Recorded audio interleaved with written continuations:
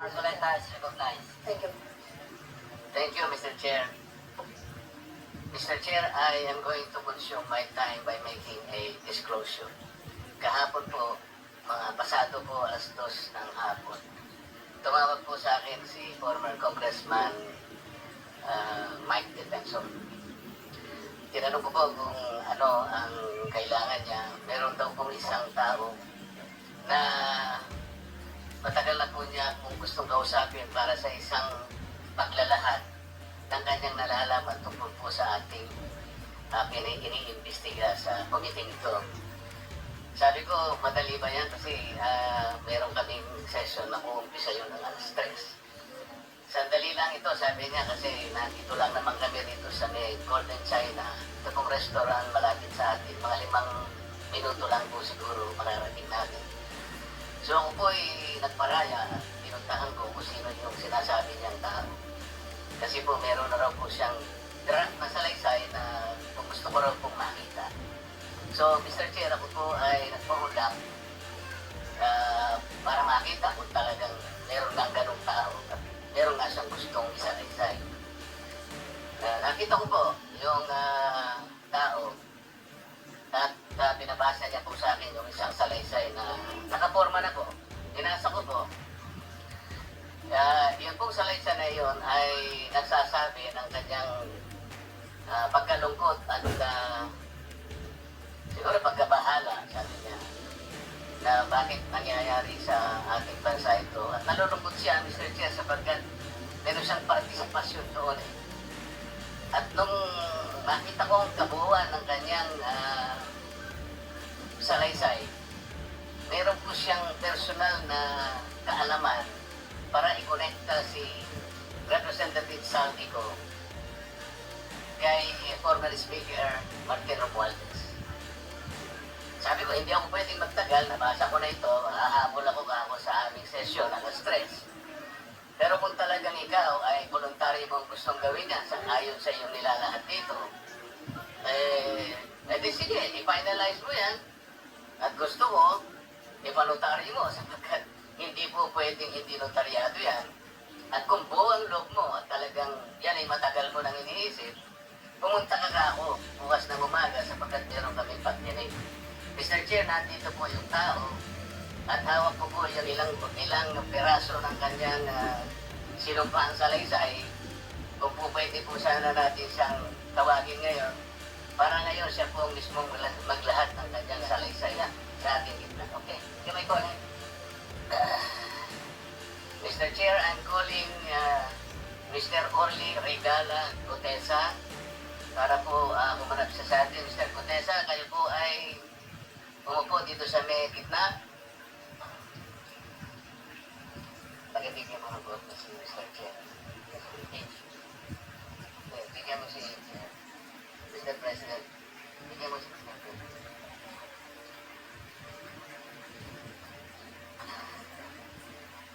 Manatili ka muna nakatayo kasi nunumpa ka.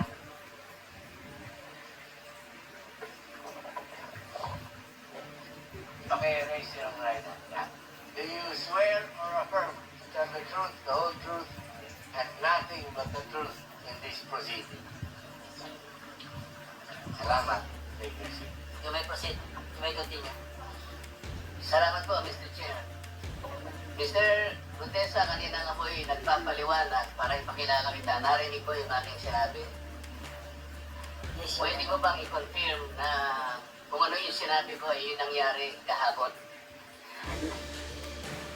I confirm it, Your Honor. Salamat po. At ngayon ko ay hawak ko nga ang inyong sinumpaang salaysay na nung draft ito ay binasa ko. Ganun din nga po at wala namang pagbabago. At gusto ko lamang pong sabihin ninyo na mayroong pirma sa ibabaw ng pangalang Orly Regala Gutesa. Kayo po ba ang nagpirma nito? I confirm, Your Honor. At gaya po ng sinabi nyo sa akin kahapon, voluntaryo nyo ginawa ito at wala namang nabilit sa inyo. At katotohanan yan, ako nga po ay ininyayaan nyo para makita ko yung itong salaysay. Yes, Your Honor. Ito po ay pinanotaryo ninyo. Nakikita ko rin po voluntaryo ito. Totoo po, Your Honor. Ngayon, kayo na po ang magbasa para sa ganun ay marinig po ng buong kapulungan. Pwede po niyong basahin ang inyong salaysay. Maraming salamat, Your Honor. Mr. Chair, can you proceed? You may proceed. Ako po'y nagpapasalamat sa pagkakataon ito. Sa Senate Blue Ribbon Committee, Senator Ping Lacson, sir. At sa iba pang member na nandito po. Ako po si Orly Gutisa, may asawa, nasa tamang edad, Pilipino. Makatapos, makapanumpa na ngayon sa umiiral na batas ay nagsasaad at naglalahad ng gaya ng mga sumusunod. Ako po ay lumabas upang magsalita sa isyu na ito.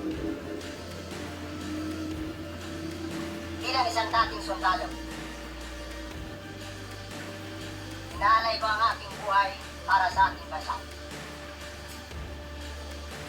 Sa pagkakataong ito, kung ito, nagdesisyon akong magsalita at maglabas dahil ayokong maging masama ang kinabukasan ng aking mga anak, apo ko sa darating na panahon.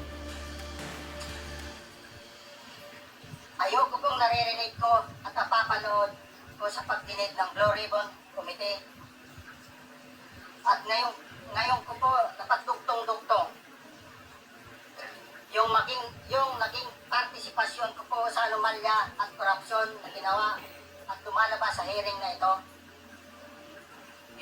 Yung palang pera na binubuhat namin at dinideliver mula sa masamang gawain na nagdulot ng baha na ikinamatay ng tao at imbis na gamitin ang pera sa edukasyon, medikal at programa na mapunta lamang pala sa bulsa ng mga politiko.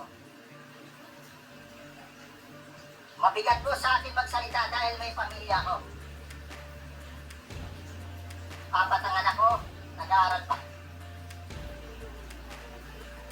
May asawa ko at nangangalaga sa aking mga anak at marami akong kasama sa operasyon na may kinalaman na ibabahagi ko sa inyo.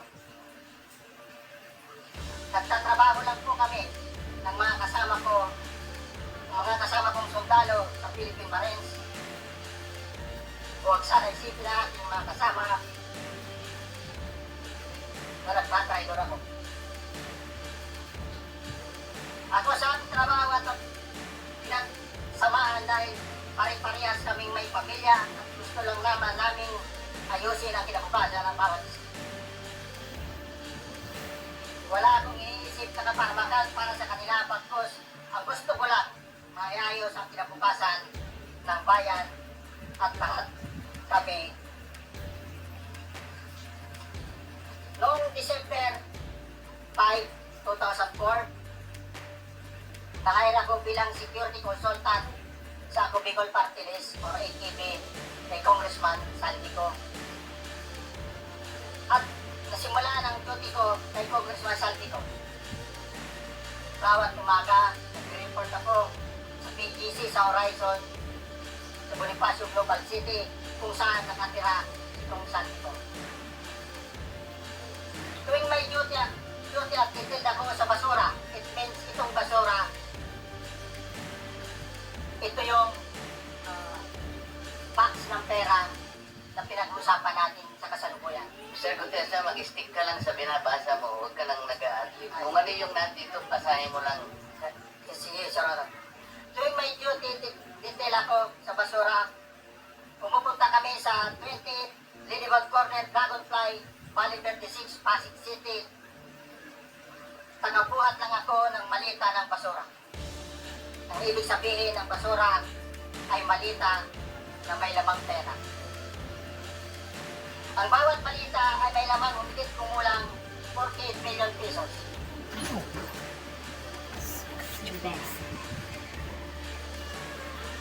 Ang bawat malita ay may pusit na nakadikit na nakasaad kung magkano ang laman ng bawat malita.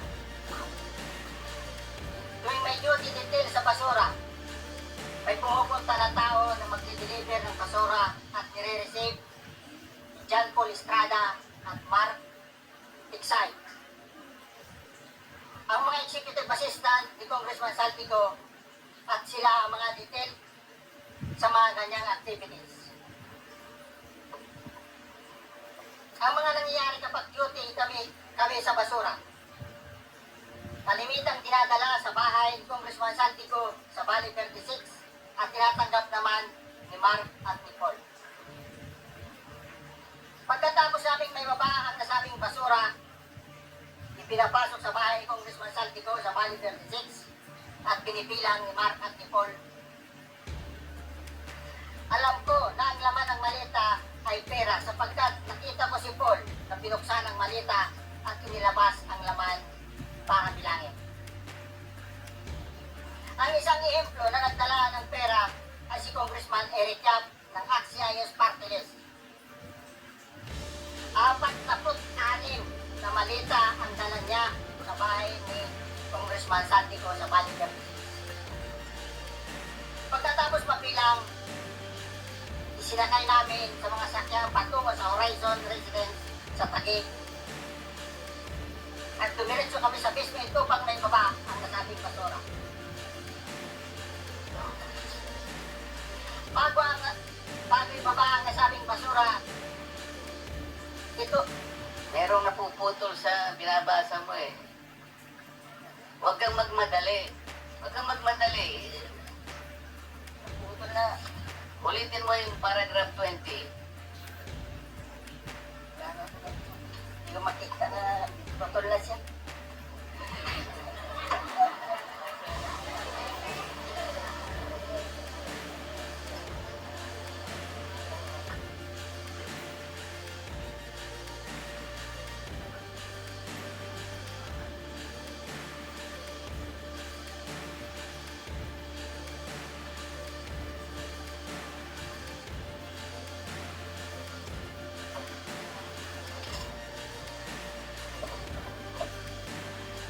Pagkatapos, mabilang ang sinasakay namin sa mga sakyang patungo sa Horizon Residence, Taguig. Pagdating sa Horizon Residence, dumidiretso kami sa basement upang may baba ang nasabing basura at dalhin sa unit ni Congressman Saltico sa 56th floor sa nasabing lugar kung saan siya nakatira. Bago ibaba ang nasabing basura, ito ay bawas na. Halimbawa, nagkakyat kami ng 46 na malita. Ibababa lamang namin ay 35 malita para i-deliver sa bahay ni House Speaker Martin Romualdez sa 42 Makin Street, Taguig. Ang labing isang malita ay naiwan sa taas ng 56th floor sa Horizon Residence. Kumigit kumulang 3 beses ako mismo ang nag-deliver ng basura sa bahay ni Congressman Saltico sa Horizon Residence at sa mga bahay ni Speaker Romualdez sa 42 Mackinley Street, Taguig. Mas maraming pagkakataon na nag-deliver kami ng basura sa bahay ni Speaker Romualdez at sa bahay ni Congressman Saltico dahil iba-iba kaming mga nakadetail na close-in, backup at advance party na nagkakaroon ng rotation. Sa huli, ako po ay nagnanais na mapasailalim sa Witness Protection Program dahil alam ko po nanganganib ang buhay ko at ang aking pamilya sa ginawa kong paglalahad na ito. Sa katotohanan ng lahat ay nilagdaan ko ang salaysay na ito ay kusang loob at walang anumang pamimilit at bunsod lamang na nangyari matulungan ang ating bansa. Ito po ay nilagdaan ko. Thank you, Orly. Before you